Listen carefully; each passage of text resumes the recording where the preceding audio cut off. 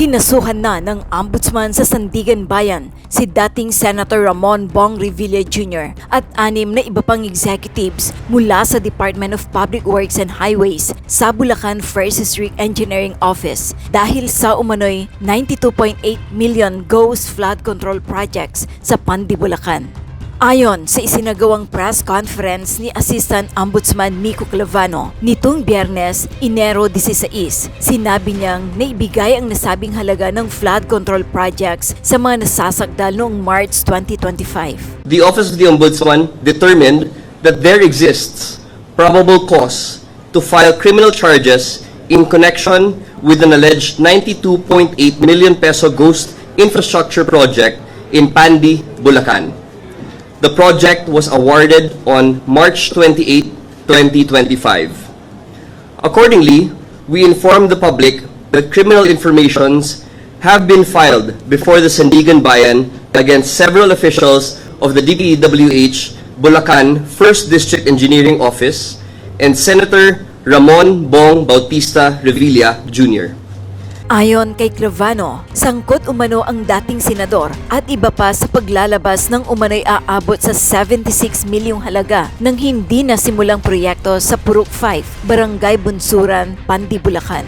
The informations allege that the respondents conspired to facilitate the release of approximately 76 million pesos for the supposed construction of a flood control project in Purok 5, Barangay Bunsuran, Pandi, Bulacan. A project which, based on official inspection and witness accounts, was never implemented. Pagpapatuloy ni Clavano, naglabas umano ng mapinabulaanang accomplishment reports, dokumento at endorsed disbursement voucher ang mga nasasakdal sa hindi nasimulang proyekto. Despite the absence of any actual construction, the respondents declared the project completed. Thereafter, to facilitate the release of the entire project cost, the respondents are found to have falsified accomplishment reports, issued fraudulent billing documents, and endorsed disbursement vouchers.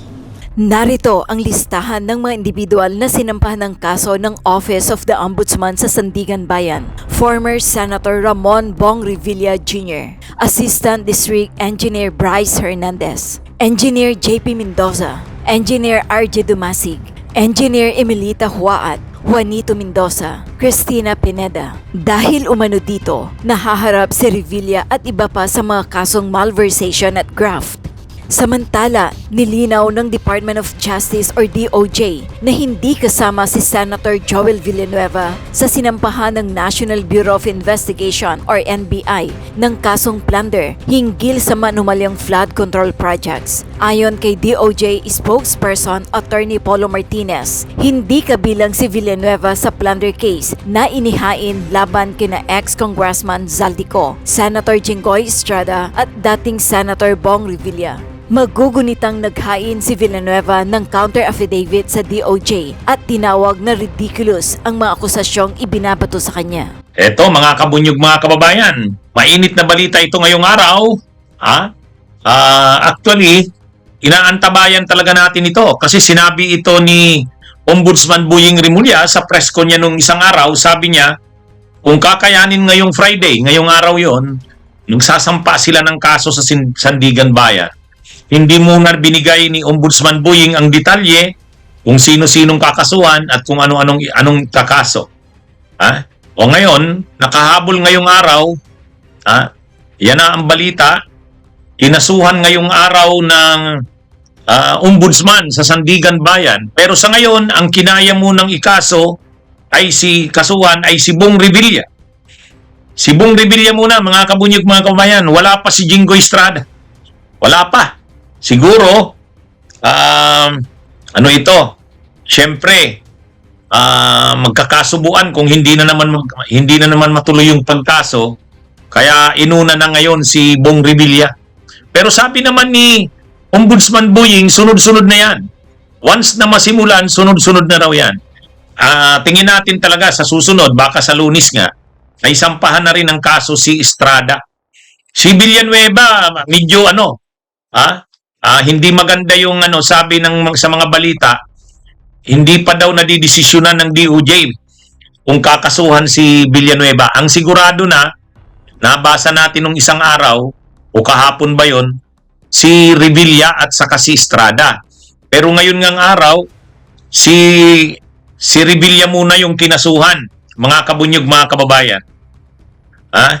Ngayon lang po yan. Actually, ngayong hapon na. Kaya mainit na balita pa po ito. Kinasuhan na si Bong Revilla. Tungkol saan ang kasong ito? Ang kinaso sa kanya ay graft at malversation. Mga kabunyog, i-correct ko lang. Ang kadalasan kasi, ang gusto ng marami, ang ikaso ay plunder. Kaya lang mga kabunyog, mga kababayan, gusto lang naman ng marami yung plunder kasi attorney, dapat plunder para non-bailable. Ang malversation, mga kabunyog, ang malversation ay non-bailable din. Depende sa amount. Depende sa amount. Mas, sa naging experience kasi ng mga nasa ombudsman, ay di ba sunod-sunod yung pagkatalo sa kaso, sa plunder. Yung kaso ni Jinggoy, yung kaso ni Enrile, yung kaso ni Bong Revilla, doon sa Napoles, na-acquit sila doon eh. Na-acquit sila. So medyo yung mga elements o yung mga sangkap ng kasong plunder, medyo mahirap i-prove. Sabi ng mga nasa ombudsman, mas madaling i-prove yung malversation. Anyway, non-bailable din naman. Kaya ang final nila, malversation. Non-bailable din ito eh, mga kabunyog, mga kababayan. Kaya, tungkol ba saan ito?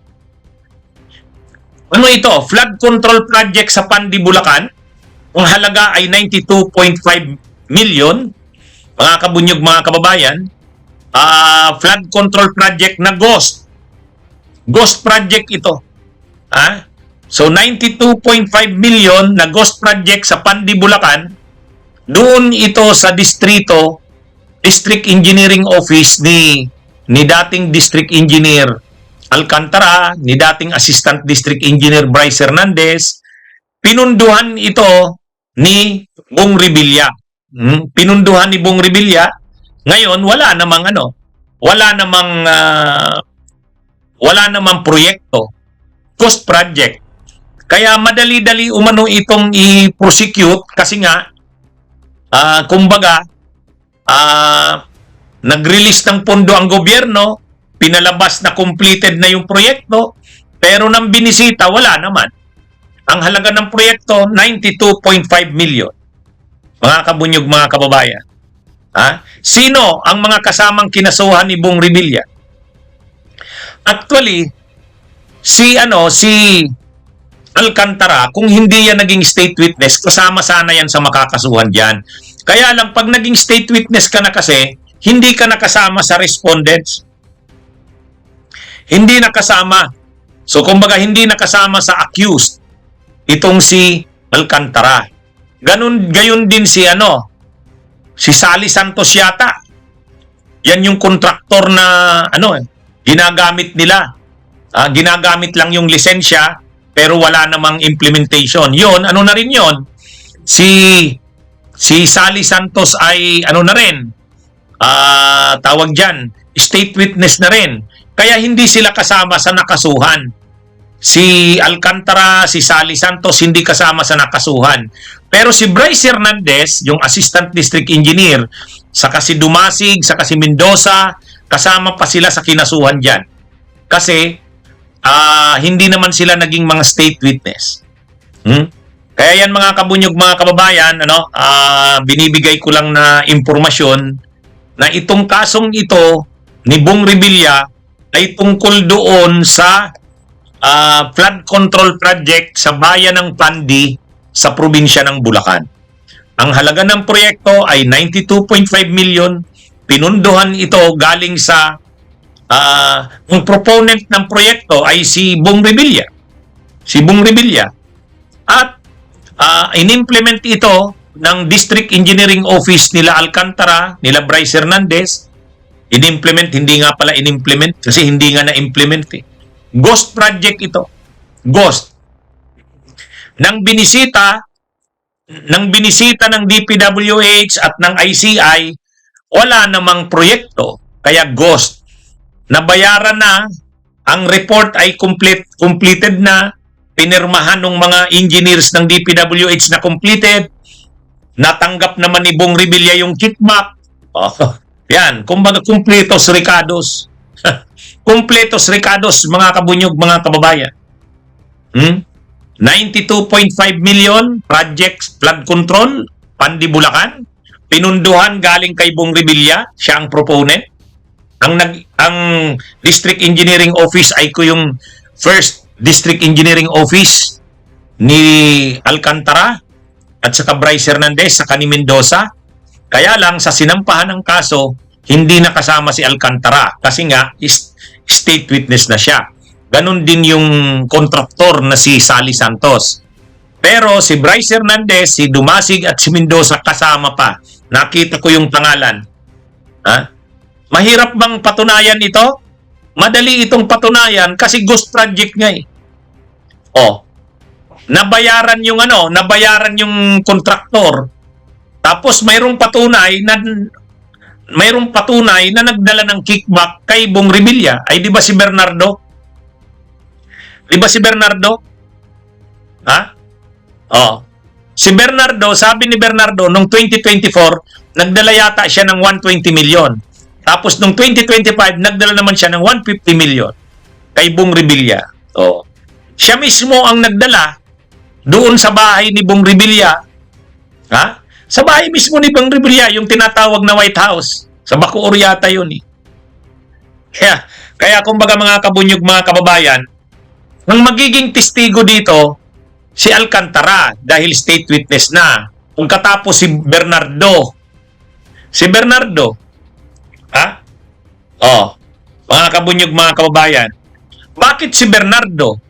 Ay kasi si Bernardo bilang DPWH Undersecretary, siya ang sinabihan ni Bong Revilla na mayroon akong pondo, bahala ka na kung saan mo ilalagay yan.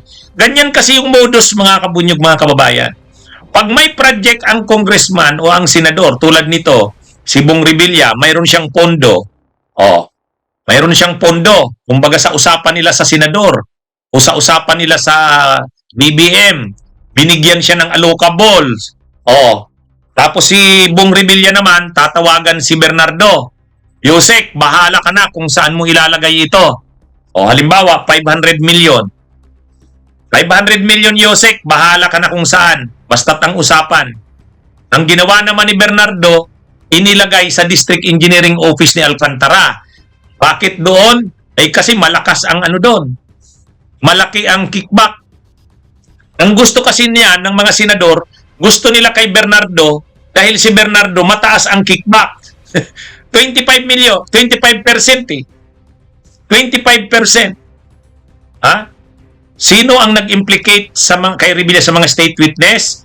Ay di ba unang-una, si Bryce Hernandez nagsabi na noon. Si Bryce Hernandez, sabi niya, sinabihan daw siya ng boss niya, ang boss ay si Alcantara. Sabi daw sa kanya ng boss niya, oh ito, ayusin nyo ang nito, ha? Kay ito, kay Bong Revilla ito. Kailangan nating makatulong sa kampanya niya. Di ba? Ganon yung sinabi dyan. Oh. Kaya si Bong Revilla ay si Alcantara, district engineer. Kinausap siya ni Bernardo. Si Bernardo naman yung DPWH Undersecretary. Oh. Actually, mga kabunyog, mga kababayan, ang una muna dyan, sa totoo lang, ang buong transaksyon na ito, unang-una munang nag-uusap-usap dyan, ganito. Sa tingin nyo, halimbawa si Bong Revilla ay mayroong 2 billion. Di ba ang mga pinag-uusapan natin dito, billion-billion ang hawak ng senador? O halimbawa si Bong Revilla may 2 billion, paano niya nakuha ang 2 billion? Ay siyempre, yan yung usapan nila sa mga senador. Ikaw 2 billion, ikaw 3 billion, 2.5, 2 billion, 2 billion, 2 billion. Happy silang lahat. Bahala ka na ngayon kung saan mo ilalagay. Ay ngayon, itong si Bong Revilla, paborito niya si Yusek Bernardo. Bakit paborito niya si Yusek Bernardo? Mataas ang kickback, 25%. 25%. Oh, ngayon, kinausap ni Bong Revilla si Bernardo. Yusek, para sa iyo 500 million, bahala ka na kung saan mo ilagay. O ngayon, si Bernardo naman, Sino ang pinagpipilian ni Bernardo? Pag sa kanyang proyekto na linapit ng mga senador, kanino niya lilalagay? Dalawa lang naman. Dalawa lang naman ang pinagpipilian ni Bernardo kung kanino niya ilalagay. Kay Upulencia, yung DPWH director ng NCR, o kaya kay Alcantara, yung First Engineering District. Alam na yun. Kapag binigay niya yung proyekto kay Upulencia, alam na ang usapan. Pag binigay niya rin kay Alcantara, alam na ang usapan. Kaya yan mga kabunyog, mga kababayan. Ngayon, pagdating kay Alcantara, kakausapin naman ni Alcantara yung kanya mga tao. Si Bryce Hernandez, saka sila Dumasig, saka si Mendoza. Piprepara na ngayon ng nung proyekto. Yung program of works, ihahanda na nila Bryce Hernandez. Alam na nila yan. So, ilinagay nila Pandibulacan. Ilinagay nila kung saang barangay. Halaga ng project, 92.5 million. 92.5 million. Ngayon, para malaki ang makukuha nila, lahat sila malaki ang makukuha. Kumbaga, ghost na lang. Ibig sabihin, paghahati-hatian na nila yung pondo eh. Paghahati-hatiin na nila, wala nang project implementation eh, ghost na eh. Diba? So ngayon, paano nila magagawang ghost? Ay di simple maghahanap sila ng kontraktor na magpapagamit ng lisensya at saka resibo. Sinong nakausap nila? O halimbawa, yung si Sally Santos, di ba? Yung SYMS. Ano na yon? Ipapagamit naman ni Sally Santos yung pangalan niya, yung lisensya niya. Kunwari, sasali sa bidding. O nanalo. Tapos ngayon, wala namang project implementation. Magpipicture lang sila ng kung saan-saan. Aayusin nila yung mga reports. Pipirma yung mga engineers ng DPWH na kunwari na inspeksyon nila. Ang totoo, wala namang inspeksyon na nangyari. Tapos, re-release na ngayon ng pondo. Re-release na ng payment. Nabayaran. Nabayaran ng buo. Na-release yung completed. Kaya lang, nabuko nga ngayon. Nabuko. Ngayon, mga kabunyog, mga kababayan, yan? So ngayon, ang patunay dito na nakatanggap si Revilla, si mismo, Bernardo. Siya ang nagdala eh. Di ba? Siya ang nagdala. Ang unang dinala, 120 million yata yun. Ang sunod na dinala, 150 million. Yan mga kabunyog, mga kababayan, ang detalye niyan. So ano ang kaso? Graft and malversation. Magaan ba yung kaso na yan? Hindi naman. Non-bailable din yan eh. Non-bailable din yan. Ang tingin kasi ng ombudsman, mas madali nilang ma-prove ang malversation kaysa plunder. Kaya mas gusto nilang i-file yung malversation kaysa plunder. Ang mga krimen kasi, mga kabunyog, may mga elements, may mga sangkap. May hindi ka lang ma-prove doon sa elements na yon kahit isa lang, maa-acquit ang akusado. Kaya sa tingin nila, yung mga precedents, yung mga naging desisyon ng Korte Suprema, yung mga desisyon ng Sandigan Bayan tungkol sa mga kaso tungkol sa sa plunder, natalo ang gobyerno, natalo ang ombudsman doon kay Enrile, kay Jinggoy Estrada, dito kay Revilla. So, para masigurado ngayon, wag na lang plunder ang ikaso, malversation, graft. Anyway, pareho din naman yan. Ang parusa niyan, life imprisonment din. Pag malaki yung amount na involved, non-bailable din. Kaya ito mga kabunyog. Ngayon, ito si Revilla.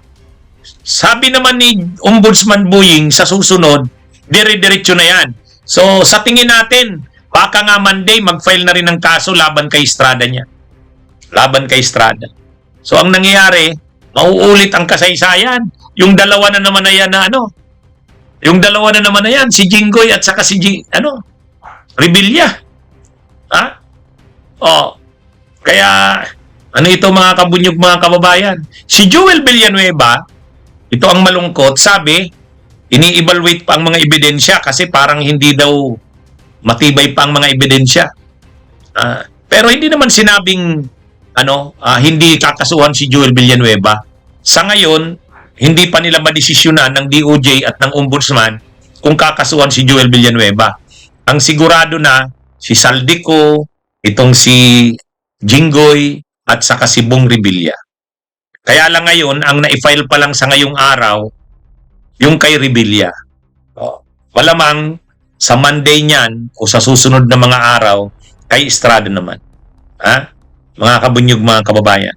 Kaya, ano ito ano ito, at least may nagawa na si Buying. Pinilit talaga nilang maikaso ngayon, no? Kasi napahiya na sila nung nakaraang Disyembre eh. Paano mo naman maipapakulong sila Bong Revilla? Wala pa naman kayong kinakaso. Ngayon mayroon ng kaso. So sa susunod na mga araw niyan, okay, na-file ngayon. Sabihin nating 1 linggo. Within 1 week, mag-i-issue ng warrant of arrest ang Sandigan Bayan dyan. 1 week or matagal na ang 2 weeks niyan. Matagal na ang 2 weeks dyan. Mga kabunyog. Kasi once na ma-file yan sa ombudsman, ano na yan? Parang ministerial na yan sa sa Sandigan Bayan. Pagka-file niyan, kaagad-agad i-evaluate ng Sandigan Bayan yung mga dokumento. Mayroon nga bang probable cause para mag-issue sila ng arrest warrant? Pag-issue ng arrest warrant yan, aarestuhin na yan. Kaya, di ba sabi ko noon, ang mangyayari dito, sunod-sunod. Sunod-sunod ang magiging mga pag-aresto ngayon. Ay di ba yung sa missing sa Bungero? Tapos ngayon na naman, sunod nito, aarestuhin na yan si Bong Revilla. Ganyan na yan mga kabunyog, mga kababayan. Sunod niyan si Bato de la Rosa. Magiging busy masyado ang PNP. Magiging masyadong busy ang PNP nitong susunod na mga araw. Kaya, si Bato, pag lumabas ang arrest warrant niyan, maaabala dyan ang PNP dyan. Tapos ito, pag lumabas din ang arrest warrant din, mga 1 linggo, sabihin na natin 1 linggo yan or 2 weeks, matagal na ang 2 weeks dyan. Tapos kung sasampahan na rin ang kaso si Jinggoy, lalabas na rin ang arrest warrant niya. O yan, mga kabunyog, mga kababayan. Sabi ni Charlie Whiskey, arrest warrant will depend on the evidence. Possible nga i-dismiss ang case kung walang evidence. Hindi po ganun, Charlie Whiskey. Ano na lang yan? Ang probable cause kasi na-determina. Hindi naman pwedeng isampa yung kaso na hindi na-determine yung probable cause. Yung probable cause ay na-determina. Ano na yan? Ang determination na ngayon kung probable cause for the issuance of warrant, which is napakalayo ng posibilidad na babalik na yan. Kasi ang nag-i-evaluate ng mga ebidensya niyan, ang prosecutor, ang ombudsman. Pagdating niyan sa korte, hindi naman nag-i-evaluate na ang korte ng mga ebidensya. Mag-i-evaluate ba ng ebidensya ang korte? Ano na yan? Sa trial na yan, malalaman yung mga ebidensya na yan. Ano na yan? Halos, dahil naisampa na ngayon, ang paglalabas niya ng arrest warrant, 99% na yan. 99% na yan. Kasi yung tungkol sa ang korte kasi, ang dinidetermine na dyan, guilt ng akusado. Yung guilt ng akusado. Ang guilt trial na ang kailangan dyan. Ito kasi probable cause lang naman to. Ay na-determine ang probable cause niyan. Kasi hindi mo pwedeng isampa yan kung walang probable cause. Ngayon nga, hindi na lang probable cause eh. Prima facie evidence at reasonable certainty of conviction. Sabi naman ni Tebes, ni Argo, si Tebes nanalo sa demerit to evidence. Yung 2019 pa naman na kaso yun, Argo. Mahina naman talaga ang ebidensya doon. Yung 2023 case ni Digamo, yun ang mabigat. Yun ang mabigat. Yung 2019 case, ay mahina talaga yun. Mahina talaga ang ebidensya doon. I-discuss ko ng separate yung kay Tebes. Abangan nyo. Kasi si Tebes, kinasuhan ng maraming murder cases ang ikinaso. Yung 2019 case, yung board member ng Negros Oriental pinatay. Sa kanya rin yun idinidiin. Pero mahina ang ebidensya doon. Na-acquit yun. Demurrer to evidence. Pero itong kay Digamo, mabigat yan. Mabigat yan. Abangan nyo na lang. I-discuss ko ng separate yan. I-discuss ko ng separate. Okay? Mga kabunyog, mga kababayan, magandang araw sa inyong lahat. Mabuhay po tayo.